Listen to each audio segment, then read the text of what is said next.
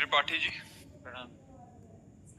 महाराज जी, आपका एक प्रश्न है। ये काफी बच्चों का भी प्रश्न है महाराज जी। फ्यूचर को लेके बहुत चिंता होती है कि 5 साल बाद क्या होगा, जब मैं नौकरी अगर लगेगी नहीं होगा। महाराज जी, कुछ चीजें हमारे कंट्रोल में ही नहीं होती महाराज जी। ऐसे में मन को, दिमाग को कैसे स्थिर रखें कि देखो, कल की चिंता ना जब भजन करोगे तो कल की चिंता का भाव खत्म हो जाएगा।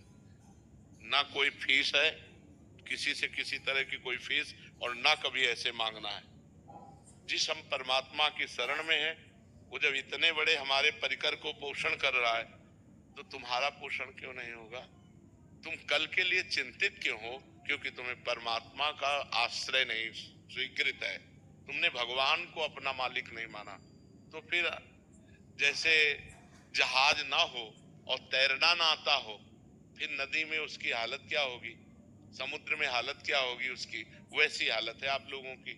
ना तो आपके अंदर ज्ञान है और ना भगवान। कल की चिंता ना जब भजन करोगे तो कल की चिंता का भाव खत्म हो जाएगा। ना कोई फीस है, किसी से किसी तरह की कोई फीस, और ना कभी ऐसे मांगना है। जिस हम परमात्मा की शरण में है, वो जब इतने बड़े हमारे परिकर को पोषण कर रहा है, तो तुम्हारा पोषण क्यों नहीं होगा?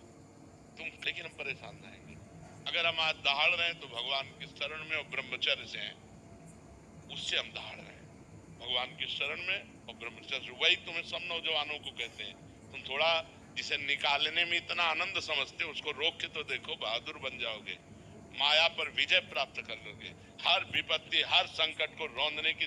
अगर हम आज दहाड़ रहे हैं तो भगवान की शरण में और ब्रह्मचर्य से हैं, उससे हम दहाड़ रहे हैं। भगवान की शरण में और ब्रह्मचर्य, वही तुम्हें सब नौजवानों को कहते हैं।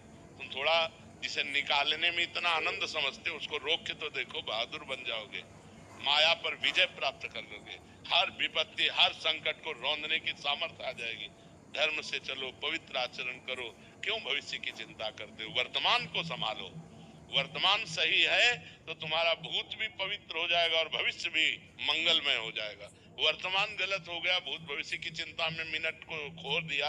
अगर इस मिनट में राधा बोलते, कृष्ण बोलते, हरि बोलते और पवित्र चिंतन करते, तो तुम्हारा भविष्य भी ठीक हो जाता और तुम्हारा पूर्व जो बीता हुआ है वो भी अच्छा हो जाता।